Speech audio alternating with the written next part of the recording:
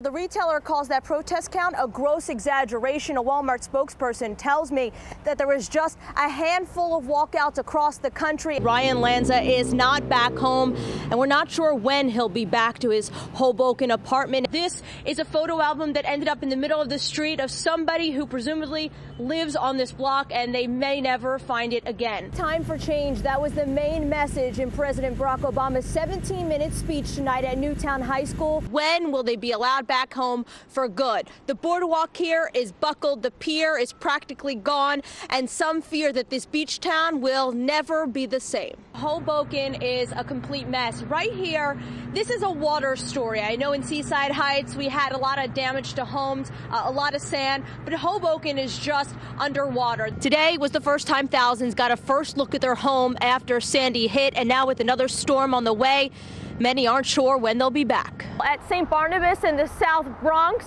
every single mother is required to give a urine sample, whereas on the Upper East Side at Lenox Hill Hospital, only expecting moms who show signs of drug abuse are required to take a test. Would you consider this a goblet? I consider it an amethyst goblet. Oh, okay. Yeah. What would your advice be to parents? Simple solutions to sort of make parenting a little easier when it isn't always. Stay calm. We've been using, trying to feed our family. Sandy didn't leave the Golden family powerless.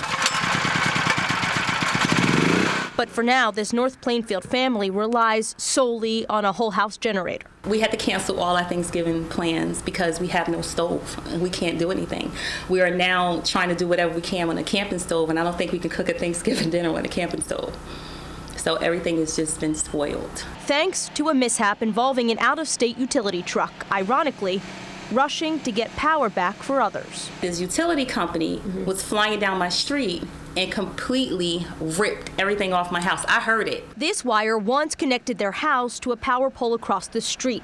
But when Sandy's winds whipped through the area, 2 trees toppled on the line. We also called them to tell them that we have a low-hanging power line and we really need someone to come out here because it's a live power line. Even then, the Goldens didn't lose power. PSE&G assigned a crew to the street to direct traffic around the hanging wires.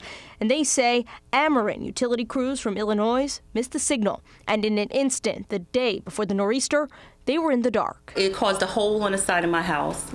The meter box is completely off. We have no electricity at all. We had to send the kids away. We had to sleep in front of the fireplace because one night it actually reached 31 degrees in our house. The Goldens say right before the Ameren crews took off, they did one last thing. They chopped down the wire and tossed it right here in the front yard of a school across the street.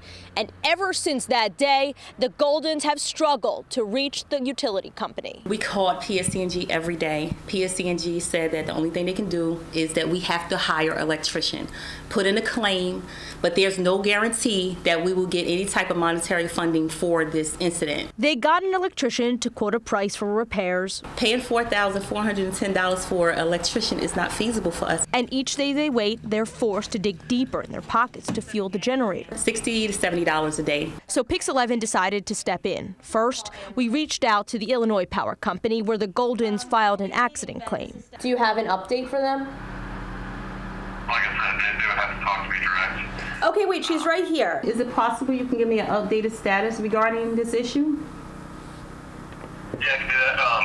I could go ahead and give you a call back in a few minutes here. Then to PSE&G. PSE&G keeps on telling them they need to hire an electrician to reinstall all of this stuff, the power box, etc. That's going to cost them like $4,000 plus, when none of this was their fault and they don't know what to do. I'm going to have to refer you to our media hotline. After 30 minutes of getting the runaround, we got a call back from Ameren with little direction. Basically what they're telling me is they have a contract with PSE&G for when they're doing this type of storm work. Basically it states that PSE&G is responsible for any damages that are caused by any of the crews that are up there helping. And nothing firm about the future of their power. I don't think that's fair, and I don't think it should happen to anyone else. 2 hours later, on our way back to the station, we got a call from the representative at PSE&G. They told us the Goldens are not responsible for the damage and that crews would arrive tonight to begin the repairs and restore power. This is a little video we got from Sherry of the crews hard at work. Now, PSE&G says they hired 4,000 contractors post-Sandy and are responsible for any damage caused by those contractors. Stephanie Tsoflias, Pix 11 News.